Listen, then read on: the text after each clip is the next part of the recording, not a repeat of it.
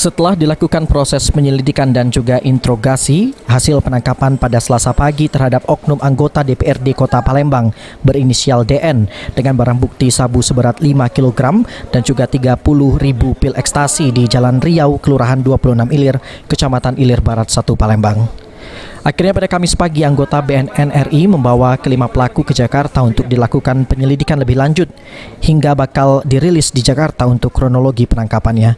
Dalam perjalanan awalnya ada 6 pelaku yang diamankan, tapi hanya 5 orang saja dibawa ke Jakarta karena sudah terbukti terkait barang bukti yang diamankan. Berdasarkan penyelidikan dan juga interogasi mendalam, 1 orang diketahui adalah asisten rumah tangga pelaku DN yang tidak mengetahui apa yang dilakukan majikannya tersebut, sehingga dia tidak ditetapkan sebagai tersangka.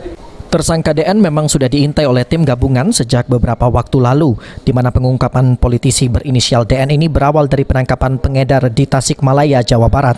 Pelaku DN ditangkap saat mengendarai motor menuju tempat penyimpanan sabu di sebuah usaha laundry di 26 Ilir, Palembang.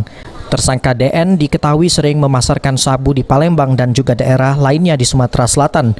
Namun indikasi sabu dibawa ke Jawa Barat menjadi bukti keterlibatan jaringan antar pulau. Selain itu juga tersangka DN memasok sabu dari Provinsi Aceh. Pemilik perusahaan otobus pelangi yang mengangkut sabu juga telah ditetapkan sebagai tersangka. Sekarang proses penyelidikan sudah diambil alih oleh BNN RI dan akan dirilis di Jakarta.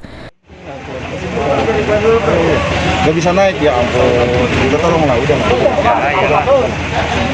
Kita minta jangan diturunin dulu. Heru Wahyudi, Firman Hidayat, PAL TV.